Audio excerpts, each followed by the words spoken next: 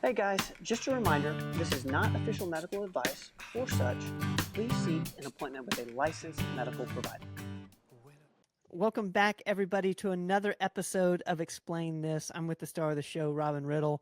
Robin, it's good to see you. How you doing? I'm doing great. How are you? I'm doing wonderful. When you mentioned to me this topic that we're getting ready to talk about, I had never put the two together, and you're talking about testosterone, which I'm assuming is testosterone replacement, Mhm.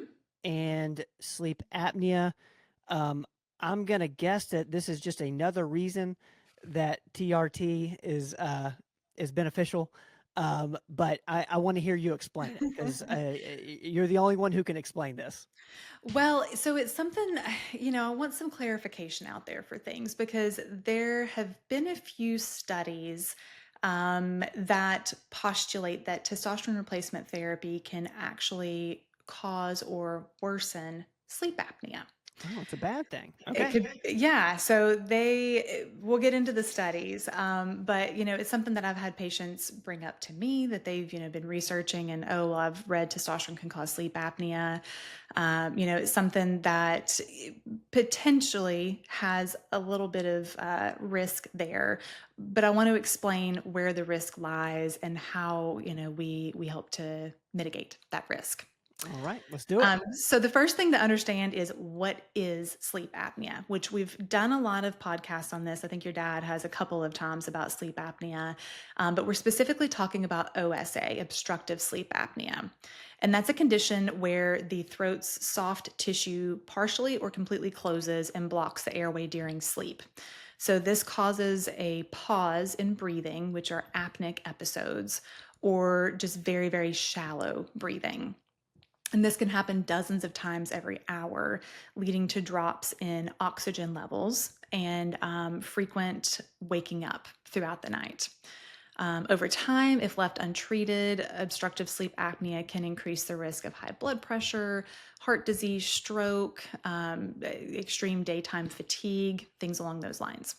Okay. Big risk factors for developing OSA are being a male, being obese. So there's actually a specific neck measurement that you can do to look if you're at increased risk, and older age. Common symptoms of sleep apnea are going to be really loud snoring, gasping or choking during sleep, having headaches in the morning, and then chronic daytime sleepiness. Mm. So like I said, there's been concerns raised over the years of testosterone replacement therapy causing or worsening OSA. So what do the studies say? In 2003, there was a study done that showed high dose testosterone replacement therapy worsened breathing in sleep. So it was a landmark randomized trial where they gave older men short courses of high dose testosterone replacement therapy. The results showed a worsening of sleep apnea metrics on testosterone. So those men slept an average of 1 hour less per night and had significantly more breathing interruptions, along with more minutes of low oxygen at night. So, in other words, these high levels of testosterone in these individuals that already had sleep apnea tended to cause a little bit more disrupted sleep, a little bit lower levels of oxygen. Now, this was a very short study with specifically high doses. Then High in doses of Of testosterone. testosterone, yeah. Okay. So then in 2012, they really stepped back and looked at like short term versus longer term. So there was another trial that they did in 2012 that took on obese men with severe OSA, obstructive sleep apnea. So again, they were already diagnosed. We already knew that they had this. It found after 7 weeks on testosterone replacement therapy that their overnight oxygen levels had worsened and their apnea severity had increased. But by 18 weeks into treatment, these differences disappeared. So the patients on testosterone replacement therapy versus the patients that were on placebo were equal at the 18-week mark. So this helps to suggest that those negative effects were more temporary and more dose dependent. Okay. So the body adjusted and adapted over time when lower dose, longer term therapy was used. Can you, for me in particular, what would be considered higher doses of testosterone? Well, we always say dose dependent, but dose and effect.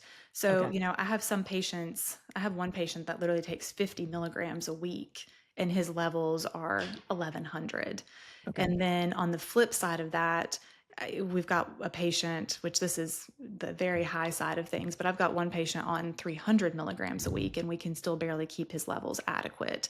Okay. So dose dependent, but also like your levels. If our goal levels are a peak around 1,000 at the 1,000, 1,100 at the most. So trying to keep into those normal physiologic levels versus going into super physiologic levels. Got it. Yeah. Got it. So basically doing TRT the right way, which is keeping to healthy levels and using it for healthy long-term benefits. The increase in OSA symptoms actually went away. So getting on the proper doses. Yeah. Yeah. Okay. Okay. So in the short term, it showed that they had a little bit worsening symptoms, but by 18 weeks on it, those symptoms leveled back out. It's so interesting how sometimes, it's very easy to blame, something like testosterone Hmm. or we talk a lot about the GLP-1s Yeah. on this podcast, but it seems like this is a similar scenario. Right. Yeah. Like you look at something for just a couple weeks and you're like, oh man, this is the worst thing in the entire world. But then you actually look at it and you're like, oh, wait, never mind. Yeah, like anything done poorly Yeah. can lead to bad Can outcomes. yes, exactly. So then again in 2018, they did an even bigger study. So they did this really large cohort study where they looked at over 3,400 middle-aged men on TRT and compared them to men not on TRT. And over a 2-year time span in looking at them, about 4% of more men in the TRT group were diagnosed with OSA than people in the no TRT group. So there was literally a 4% difference in OSA diagnosis. Interesting. Yeah. Okay. Which they Super interesting. consider statistically significant, but when it comes down to it, 4% is not a whole lot, at least to me. Out of curiosity, Robin, because I know you're seeing patients, with, trying to help with their hormonal issues Mhm. every single day. It seems like this is coming up in the room. How are you talking to them? Like, are you showing these studies and kind of weighing out risk versus the benefit? Yeah, I mean, I'm screening for symptoms of OSA from the get-go. Okay. It's within the standard questions that we ask. Do you have trouble sleeping, trouble falling asleep, staying asleep? Do you have significant daytime sleepiness? If they admit to waking up multiple times a night or being very tired throughout the day, then I'm asking, do you snore? If yes, or if their partner is with them and is like, oh heck yeah, they do, then I'm ordering a sleep study because we know that sleep apnea can cause low testosterone levels. Mm, And sometimes you're looking at a patient, you're like, you're a healthy 35-year-old. Why is your testosterone level 200? And then you're definitely diving deeper there, wondering if there's something that's causing that low testosterone. And again, sleep apnea is a possibility. Um, I do tell them, there have been some studies that have linked slightly higher risk for sleep apnea or worsening sleep apnea with testosterone replacement therapy. And we talk through the risks, we talk through the studies, we talk through the lifestyle, all of that, so that patients can make an educated decision for themselves. I'd be interested in your thoughts on this. Like, would you rank low testosterone in a male? Is that more dangerous to you than maybe someone with sleep apnea? They're both very dangerous, I would imagine. They're both Yeah. not good. Yeah. So, Yeah. I mean, I would not want a patient to forever avoid fixing their low testosterone because they have sleep apnea. okay. I would want to properly treat the sleep apnea and properly treat the low testosterone because those are the patients that are going to feel the best. And sometimes, occasionally, especially with younger patients, if you treat the sleep apnea, then you don't have to treat the low testosterone because the body recovers that on its own. Yeah. So sleep apnea is important, but this broad generalization that, oh, if you have sleep apnea, you can't take testosterone, which I've heard some providers try to postulate that. I think that's a little bit excessive. Have you ever seen a patient who gets their testosterone level to optimal levels and they end up sleeping better? Oh, absolutely. That's the So majority of what we see. I would imagine so. Yeah. I would imagine that that would be the Yeah. case for most people. In practice, I personally have not had a patient that I feel has developed sleep apnea while taking testosterone. Mm, We're not the ones, if somebody already has sleep apnea, I'm not the one responsible for, adjusting their CPAP. They're seeing their sleep doctors for that. But I've not personally had a new diagnosis of OSA just purely because of going on testosterone. super interesting. So there was another study that kind of talks about another possible cause behind this, done in 2020, where they looked at testosterone replacement polycythemia, which is where your blood gets too thick, like that increased hemoglobin and hematocrit, and OSA. And so we do know that a risk with testosterone is increasing blood thickness. This is one of the first things that I tell people about testosterone. We can definitely cause increased hemoglobin and increased hematocrit, which then thickens the blood. So, from this study in 2020, the patients who developed polycythemia while on TRT had double the odds of also having OSA Hmm, compared to men without polycythemia. interesting. So it suggests that untreated sleep apnea may often be present in men who get that side effect on TRT. So if you have a patient who is getting really high blood levels and having trouble keeping their hemoglobin and hematocrit under control, that also can actually be a sign to the provider that we might be needing to look a little bit deeper and see if they have obstructive sleep apnea that we haven't caught yet. Interesting. That's Yeah. super interesting. Yeah.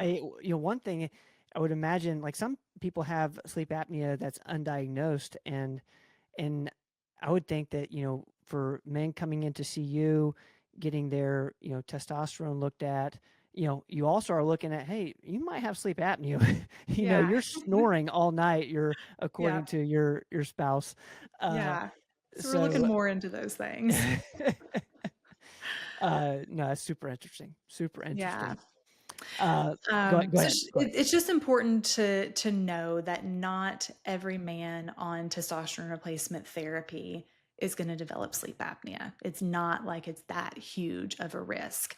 You got individual susceptibility based on lifestyle factors like obesity, use of opiates or sedatives for sleeping because that's already going to suppress breathing. And so just knowing, as a patient and as a provider, how to minimize this potential risk. So screening for sleep apnea before starting on TRT, like I said, I'm asking about poor sleep, disrupted sleep, snoring, frequent waking. Making sure if a patient knows that they have sleep apnea, that it's being treated. Can't tell you how many guys will tell me, well, yeah, I have it, but I don't wear my CPAP. Like, okay, well, that's a problem. We need to do that. Keeping our testosterone dosing sensible, not going crazy, not shooting to these crazy high levels. Doing follow-up studies to monitor for any worsening of any existing OSA and adjusting the CPAP as needed. Again, patients are doing this more with their sleep doctors. Avoiding any kind of polycythemia, so trying to keep from getting blood really thick. And then, of course, we encourage healthy lifestyle, healthy weight management. That is super interesting. So, like again, these are all things that we all should be looking at anyway. Yeah, yeah, And absolutely. I'm glad you addressed this though, because I know, like, I'm sure that a lot of men are looking at it, that are looking into TRT, and they see this online or they hear people talk about it, and it might scare them off, Yeah. getting on testosterone. And it sounds like, you need to look a little bit deeper. Yep, absolutely. Robin, you explained it. Thank you. Is that a pod? That's a pod. Guys, you name it. Robin explains it. As always, we'll see you next time. it don't go away.